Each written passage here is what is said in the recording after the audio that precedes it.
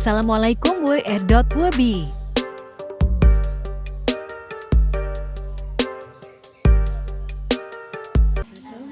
Perkenalkan, nama saya Nurhida, NIM 20410403919. Di sini saya akan menjelaskan tentang KKM, di mana KKM di sini ada pada metode pembelajaran yaitu Taqwimul Muta'alim.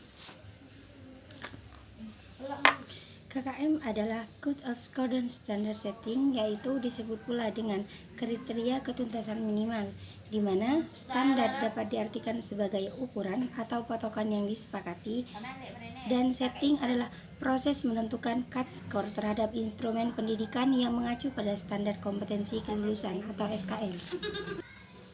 Penentuan KKM juga bisa mempertimbangkan karakteristik peserta didik, yaitu dari karakteristik mata pelajaran dan kondisi satuan pendidikan. Jadi bisa disimpulkan bahwa KKM ini, kriteria ketuntasan minimal, itu sangat diperlukan. Ada 3 aspek yang harus diperhatikan saat menentukan KKM. Yang pertama, ada karakteristik peserta didik, yang kedua karakteristik mata pelajaran, dan yang ketiga adalah kondisi satuan pendidikan. Ada beberapa fungsi dari KKM. Yang pertama, sebagai acuan guru dalam menilai kompetensi peserta didik sesuai kemampuannya, yaitu bisa disebut dengan KD, yaitu kompetensi dasar. Yang kedua, sebagai acuan peserta didik, apakah materi yang dipelajari sudah dikuasai atau belum. Nah, jadi fungsi dari KKM ini kita bisa mengetahui apakah seorang siswa sudah paham betul apa yang guru sampaikan. Untuk yang ketiga, yaitu bagian dari komponen untuk melakukan evaluasi program pembelajaran sekolah. Yang keempat, target satuan pendidikan dalam mencapai setiap mata pelajaran yang diajarkan.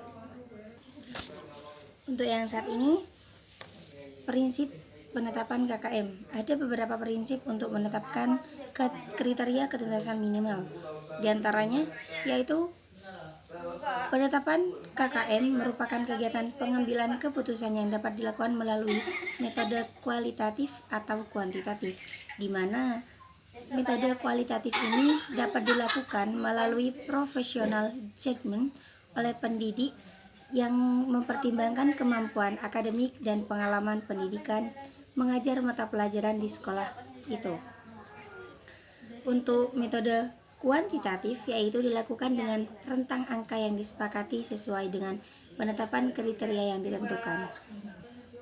Untuk yang kedua, bisa melalui analisis ketuntasan belajar minimal pada setiap indikator dengan memperhatikan kompleksitas, daya dukung, dan intake peserta didik untuk mencapai KKM atau KD dan standar kompetensi. Untuk yang ketiga, KKM setiap KD merupakan rata-rata dari indikator yang terdapat dalam kompetensi dasar tersebut. Nah, mahasiswa ataupun peserta didik dinyatakan telah mencapai ketuntasan belajar untuk KD-nya apabila yang bersangkutan telah mencapai ketuntasan belajar minimal yang telah ditetapkan untuk seluruh indikator pada KD itu. Nah, untuk poin keempat yaitu KKM setiap standar kompetensi ataupun SK merupakan rata-rata KKM kompetensi dasar yang terdapat dalam SK tersebut. Yang kelima, kriteria ketuntasan minimal mata pelajaran merupakan rata-rata dari semua KKM yang terdapat dalam 1 semester ataupun 1 tahun pembelajaran dan dicantumkan dalam laporan hasil belajar atau LHB atau kalau zaman sekarang rapot peserta didik. Untuk yang keenam, yaitu indikator merupakan acuan atau rujukan bagi pendidik untuk membuat soal ulangan, baik UH ulangan harian ataupun UTS ulangan tengah semester ataupun UAS. Nah, sehingga tugas soal ulangan ataupun tugas-tugas harus mampu mencerminkan atau menampilkan pencapaian indikator yang diujikan. Dengan itu, pendidik tidak perlu melakukan pembobotan seluruh hasil ulangan dikarenakan memiliki hasil yang setara. Untuk yang ketujuh, yaitu pada setiap indikator kompetensi dasar dimungkinkan adanya perbedaan nilai ketuntasan minimal. Poin gede, langkah-langkah penetapan KKM. KKM yang dilakukan oleh seorang guru ataupun kelompok guru mata pelajaran ada beberapa langkah yang harus dilakukan. Yang pertama, guru atau kelompok guru menetapkan KKM itu dengan mempertimbangkan 3 aspek, yaitu kompleksitas, daya dukung, dan intake peserta didik. Yang kedua, hasil penetapan KKM disahkan oleh kepala sekolah untuk dijadikan patokan guru dalam melakukan penilaian. Untuk yang ketiga yaitu disosialisasikan kepada pihak-pihak yang berkepentingan, yaitu peserta didik, orang tua, dan dinas pendidikan. Untuk yang keempat dicantumkan dalam rapot atau LHB. Untuk yang terakhir yaitu penentuan kriteria ketuntasan minimal. Ada beberapa hal yang harus diperhatikan dalam penentuan kriteria ketuntasan minimal. Di antaranya, pertama, ada tingkat kompleksitas, yaitu kesulitan atau kerumitan setiap indikator, yaitu kompetensi dasar dan standar kompetensi yang harus dicapai oleh peserta didik. Apabila dalam pencapaiannya didukung oleh sekurang-kurangnya satu dari sejumlah kondisi.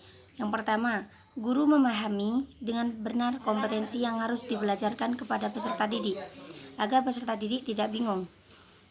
Yang kedua, guru yang kreatif dan inovatif dengan metode pembelajaran yang bervariasi. Gunanya untuk tidak membuat siswa itu jenuh. Untuk yang ketiga itu guru yang menguasai pengetahuan dan kemampuan sesuai bidang yang diajarkan. Karena kebanyakan melihat realitas sekarang, apabila guru tidak sesuai dengan mata pelajaran yang diambil, maka penjelasan agak melenceng dan siswa itu kurang puas tentang pemahamannya gitu. Yang keempat, peserta didik dengan kemampuan penerapan tinggi. Untuk yang kelima, peserta didik yang cakap, terampil, dan menerapkan konsep. Juga meskipun dari guru, harus dari peserta didik, yaitu peserta didik yang cermat, kreatif, dan inovatif dalam penyelesaian tugas atau pekerjaan.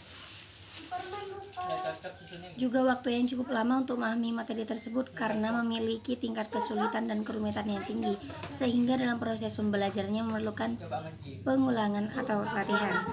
Nah, untuk yang poin terakhir yaitu tingkat kemampuan penalaran dan kecermatan yang tinggi agar peserta didik dapat mencapai ketuntasan belajar. Mungkin hanya ini dari saya, kurang lebihnya mohon maaf. Wassalamualaikum warahmatullahi wabarakatuh.